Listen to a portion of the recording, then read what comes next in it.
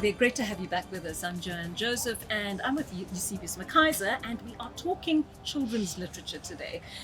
Yubi, a hugely unexplored area. Absolutely, and I think one of the biggest mistakes we make is growing up, getting ready for the show here, and just looking at some of the titles around us. Joe reminds me of the beauty of books early on, and the magic of escaping into another world. Absolutely. I mean, I had a rollicking time preparing for this show because I haven't actually delved into children's literature for a very long time. And I suddenly realized how just the boundaries are just stretched so far for a child's imagination, and how we really just throttle that as we get older. That's very true. What did you read as a kid? It was mostly sort of Enid Blyton. What was available then, right? Enid Blyton was huge. I loved the Magic Faraway Tree in that series, and of course the mystery series, the Secret Seven, the Famous Five, Nancy Drew. Those were among the Hardy my favorites. Boys. Yes, exactly. Yeah, and that was basically what we could get our hands on. When we that's were kids, that's right? certainly very true. I mean, what I've liked about some of the books you're going to talk about today on the show is how diverse they are. We've got Rafiel's book we're going to talk about, and one of the weirdest things about just looking at a book visually is seeing people that kind of look like you. It's so true. Which is very that was, strange. Exactly. There wasn't much of a reference to that when we were kids. Right? No, the very first book I read in Sabé, I'm giving my age away, grade 1, was a book called But en Sargi. And they were two beautiful white kids, but not like the colored kids from my working class neighborhood in Gravestown at all. So it's also interesting how the genre has changed. I don't know how diverse it is, but there seems to be, from what you've got, a bit more visibility of different children and family types than the books we grew up with. Absolutely. And in terms of authors as well, you're going to see from the authors we speak to, there is a wider range of authors writing their various life experiences into these books for children. A wonderful consciousness by people like Judy Dlamini. You'll see that book is coming up, just about reflecting the lives of ordinary successful people of color, and just putting their stories out into the public domain so that children just have greater accessibility to this. The other thing that struck me just paging through some of the books we're going to talk about is how difficult it is. The assumption is often when we talk about literature, we don't talk about children's books authors. True. Because, if there are only 200 words in the book, it couldn't have been difficult. And both you and I remarked earlier that, in a sense, writing for adults, it's not that it's easy, but you can hope that if you have 50,000 words, some of them will stick. But when you have fewer words, it's actually a greater skill that is required. Exactly. And I think getting into the mindset of a child as well. Yes. We spoke earlier about the kind of, there's a kind of evolution, or maybe it's a devolution that we undergo as we grow older, right? Where we forget that childlike state, and it does create certain boundaries to writing when you're older. So the remembering of your childhood, and recovering your creativity that has just been completely bruised and battered as a result of worrying about school fees for Odin or wherever your child goes. And now you would allow yourself to be fantastical all over again. So kudos to the authors that we're going to be talking about today, the illustrators as well. It's really hard work. It really is. But the kids who consume the literature are just so smart, Yubi, and we're going to be having a conversation with 3 or 4 of them today. I can't wait for that either. It's my favorite part because you do realize, actually, when you do a show of this nature, that kids are just getting more advanced with every generation. Their reading, their interpretation ability is really super, so I can't wait. And if you're not careful, they can do reviews of you on social media even. That's true. Okay, so we'd better make an effort on the show today. But I'm really looking forward to speaking to all of those young kids, and I've got a children's literature author with me who's Rafiel in a moment is going to speak to me, and she's just going to talk us through some of the books that are on offer for children between the ages of 0 and 6. And a little difficult choosing for them at that age. We're not entirely sure of their taste and so forth, but I think we'll get a good sense of what goes into choosing books for kids at that age. Even if you want to give a gift to a child of that age group, it'll make it a little easier. I think so, yeah. The other thing that I'm looking forward to hearing from, if we have time, is the value systems, because different families want different things. You might have a family that is, say, Christian, for example, and the thing about children's books that I remember is that a lot of them, some are just pure joy, but a lot of them always have a moral. And if you are a parent or a family that wants to make sure you instill the right kind of lessons in your kids, another way in which you might choose which section of the book clubs you want the child to be involved in is whether or not that particular book speaks to your family's principles and values. Absolutely, Yubi. And you've hit the nail on the head. One of the books we're actually going to be touching on is by Professor Tuli Oh, of wow. all people. And she actually she veers into that domain. So let's get our conversation going with Refilwe Mwatloli. She is the author of this beautiful book, We Are One. And Refilwe, thank you so much for coming to speak to me today. Thank you for having me. Really good to have you with the team. So I paged through your book, and as Eusebius said, it may seem like a very simple task, but actually I took it really slowly, because I can well imagine how much work goes into constructing a book of this nature. It takes time. That's always the surprise, right? And there's a lot of collaboration involved. So, and particularly this one, the origination started with a conversation with a publisher. So we were just sharing ideas on what are the most important things that we want to send out into the world. So for me as an author and her as a publisher. So we kind of had that conversation first. And the first common thing between us was a book on kindness. Oh, wow.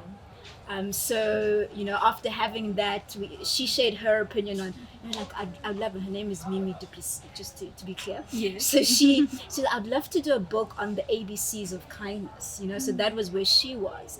And I kind of took that, started thinking about it, and through a conversation with an uncle of mine, I was just sharing with him how, I have this book that I want to write about kindness, and we were just talking about just the value of kindness in itself.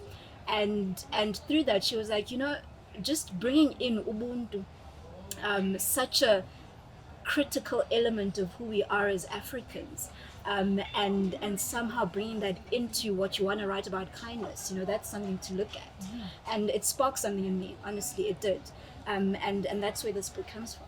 And it is so beautifully illustrated.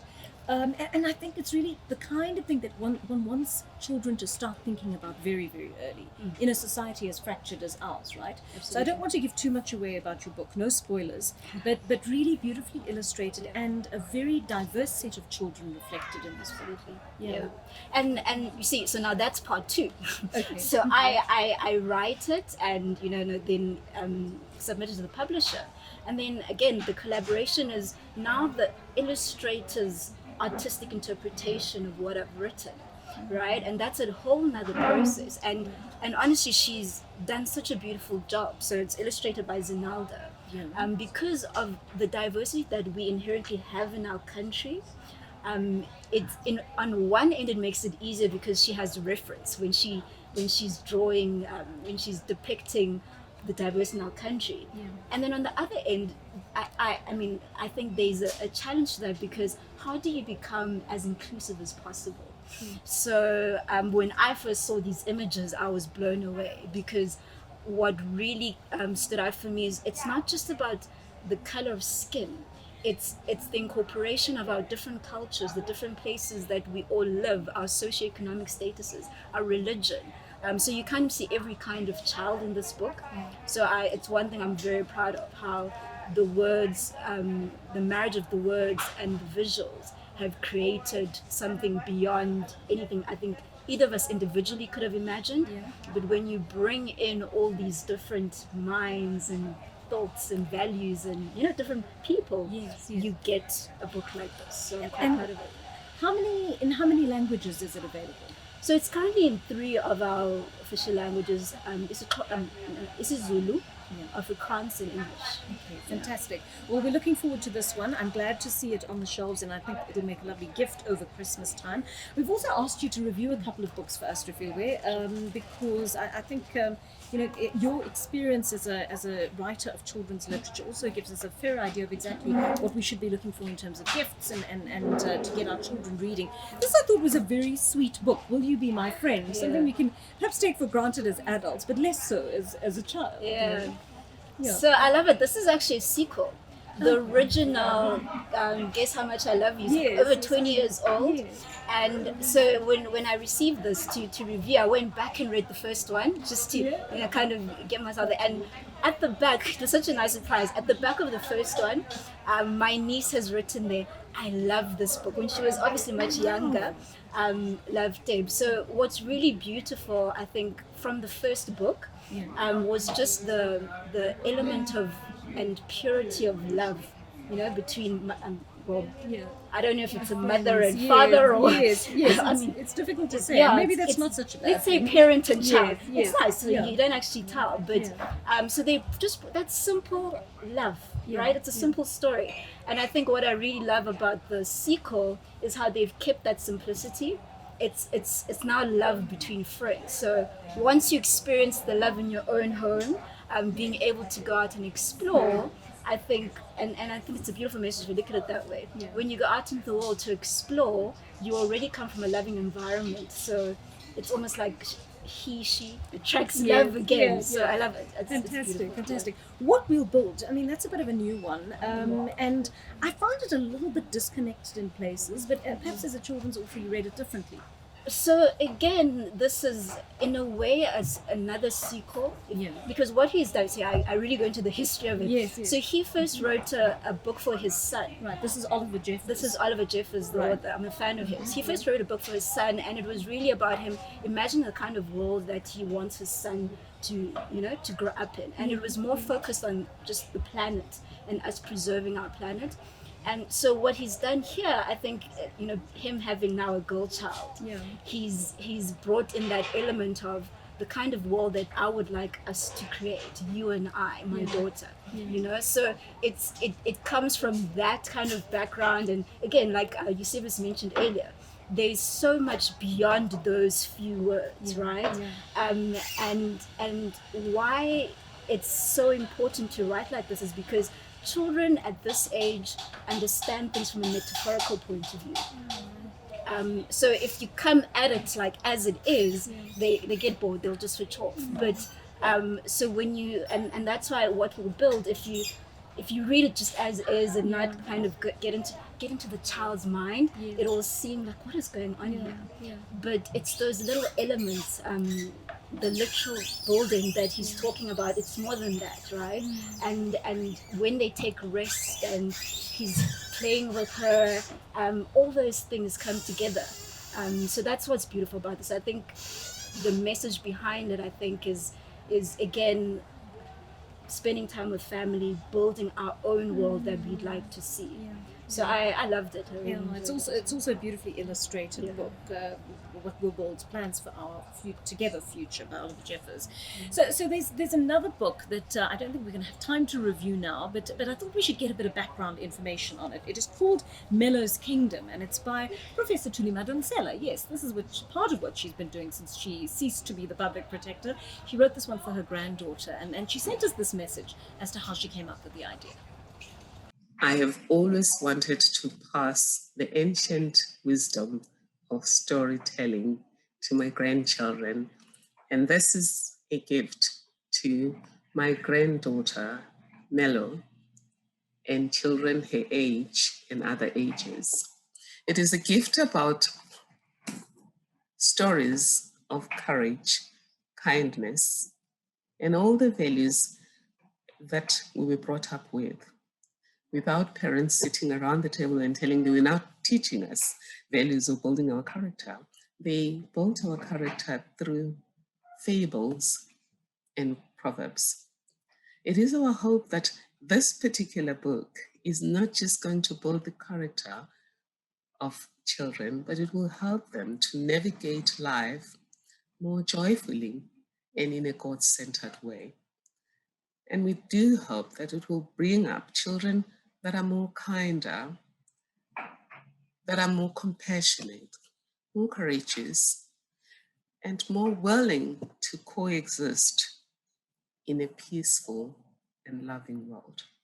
So that was, of course, Professor Tulimara Nsela sharing with us her more literary side, her book Mellos Kingdom, that was, of course, written for her granddaughter. And that's something to look forward to if you're looking to buy something with slightly more Christian leanings for kids this holiday. All right, we're graduating now to the 9 to 12 section, and there is so much in store for kids of this age. It's really exciting, and I am joined by 3 exciting readers right now. Let me introduce them to you. Khalaletsang Silibi is with us. Khalaletsang, thank you so much for coming through today. Lovely to have you with us. Sophie and Dorcas, lovely to have you with us as well. It is really fantastic, the books that they have been looking at over the last couple of days. The first one, and Khalaletsang, I'm going to start with you. You tackled the David Walliams, which looks pretty thick, but I see Codename Bananas has got a variety of media in it. Tell me, did you enjoy it? I really did. Yeah. It was an amazing adventure book. And I just felt like I learned so much about World War. It was like a fun history lesson. Yeah. So it is set in World War II, and it's obviously about a child's relationship with this gorilla at the London Zoo. And I find David Walliams a real laugh. Do you enjoy his literature I in general? love his books. Yeah. They're amazing. And whenever you read his books, it's like you're grabbed into the book. Yeah. And do you have a favorite of David Walliams? By far, this is my favorite. Oh, well, that's fantastic to hear. I'm really delighted about that. And Dorcas, you were reading the 130 story Treehouse, and I see you really read it. You read it to bits. my copy looks a lot neater than yours. I struggled a bit with this one, Dorcas. Maybe it's because I haven't read the previous books. How did you find this one? I just found it for me to learn about tree houses and how to kill mosquitoes, and mostly to just be careful what you do in the house. Yeah. It is. Do you know Andy Griffiths and Terry Denton? Have you read them before? No. But was it a fun book? Yes, it was. Yeah. And quite exciting from what I hear. I mean, my daughter who's read it was telling me about laser eyes, a large eyeball that does some fantastic things in this book. Yeah. It is kind of funny in the part of the laser eye, so that's what made me more interested in the book. Yeah.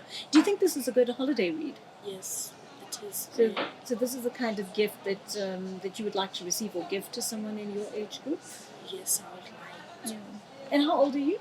I'm 11. You're 11. Okay, great. Fantastic. Thank you so much for that. So that sounds like a good Christmas read as well. And then, Sophie, you looked at J.K. Rowling's The Ichabod. Yes. I found this the most complicated of the 3. I thought it was a bit of a difficult read in some ways. Well, in some ways, perhaps. But, well, I guess so. And it's quite a political book, right? Yeah. But did you enjoy it? very. Is it? I thought it was brilliant. I mean, obviously, everyone looks to her for the Harry Potter books. Is this similar? I think it's quite different from the Harry Potter books. I think the Harry Potter books are a lot more fictional, and in the middle of the book, it's very non-fictional. And you can tell with the politics, and you can see, wow, this actually happens in real life. And in the Harry Potter books, it's always throughout the entire series. You just wish that could happen to you. Yeah. So. All right, so that's great. So it's slightly different take on storytelling for J.K. Rowling. What I thought was quite fun was that this book wouldn't have come about if it weren't for COVID, right? Yeah. So just remind me of what happened then. So, turns out, quite a few years ago, so just probably throughout the middle of the Harry Potter series, she started writing the Ichabod for her children. But she threw it away and decided, she threw it up in the attic and thought it wasn't so good, and she'd just carry on with Harry Potter for a while. And now she's taken a 5-year break from writing, and through COVID, she's come across it in the attic and decided to keep writing it. And throughout the time, she kept reading it to her children chapter by chapter, and the children noticed, wait, you've cut out this part, I like that part. And she was like, very surprised how they remembered all of this. That's so sweet. I love it that you wrote it specifically for her children. Khalaletsang, you guys are busy with devices often. I mean, not the 3 of you, right? I haven't seen you touch a device since you walked into Exclusive Books today, which is a great thing. Do you find it difficult to balance the time now that you spend reading with the time you spend on a device? I do. I feel like, I don't know. You kind of, when you're on a device, you get distracted on what is on there, and you forget that you could be entering a magnificent world inside a book, and you just get stuck on your phone and or your device, and you just look down. Dorcas, are you still a big reader? Not that much. Not? Yeah. What do you think has changed?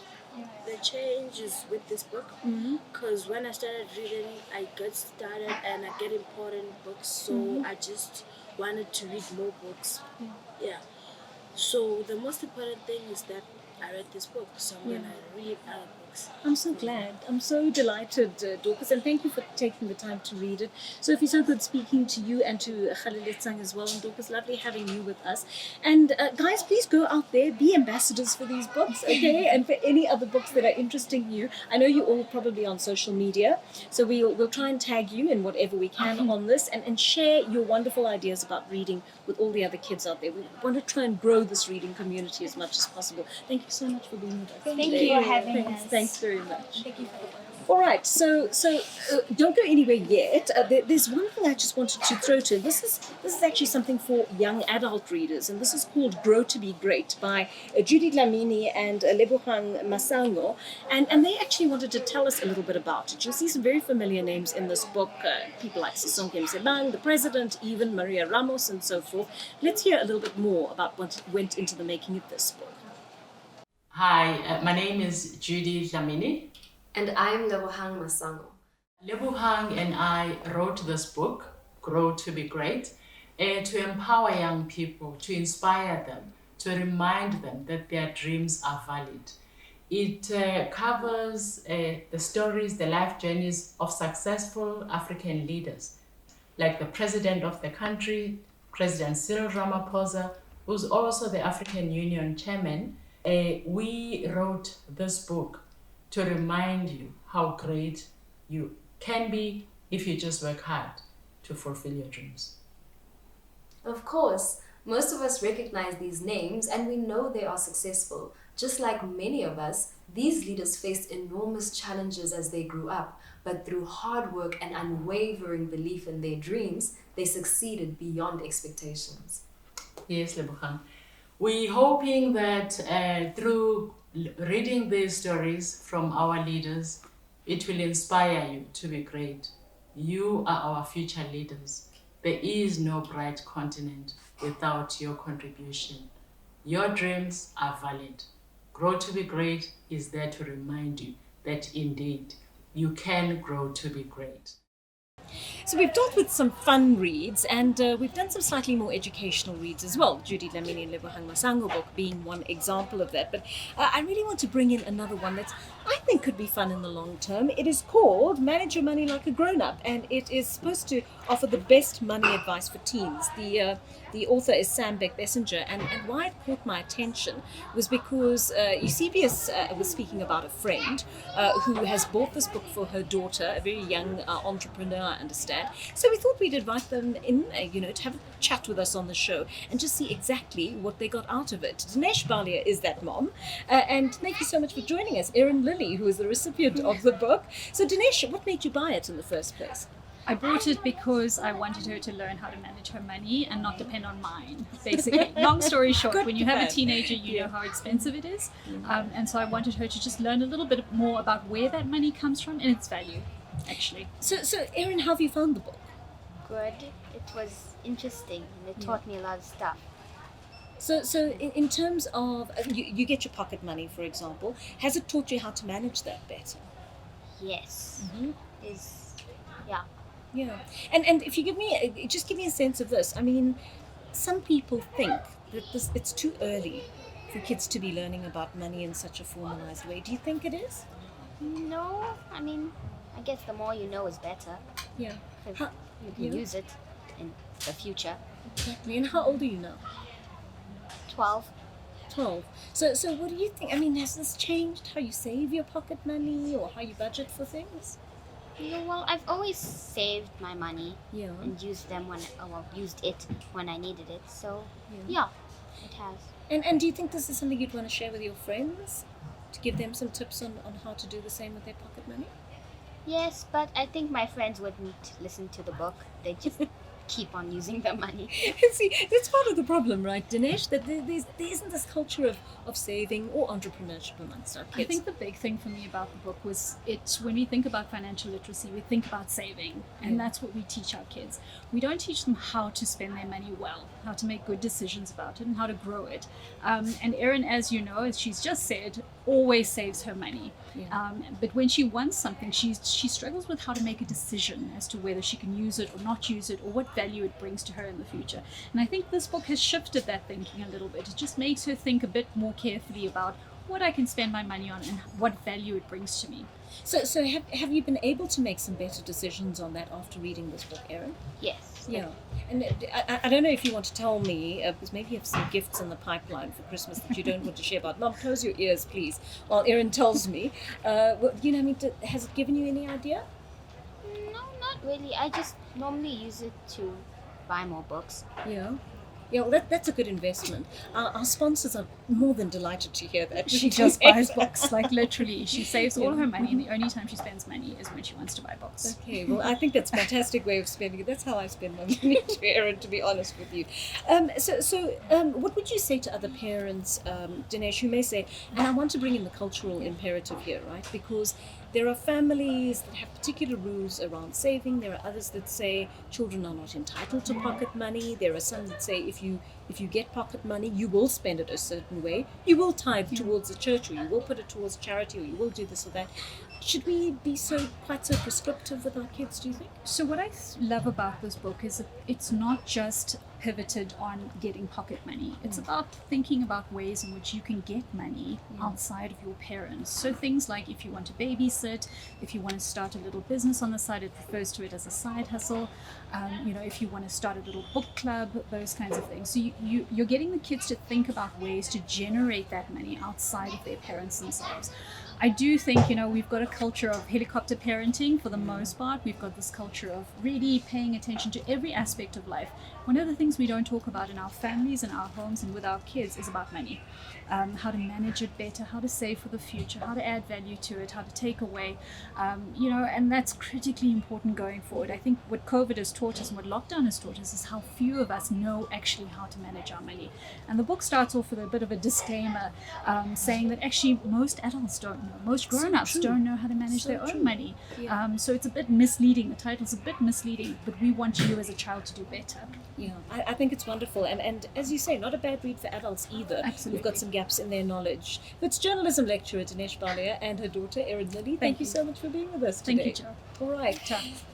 Well, Eusebius is back with me now. I had such fun talking to the kids. It looked like lots of fun. I honestly almost had a Unati from Idols moment, like tearing up, listening to the kids speak about books and seeing the joy on their faces.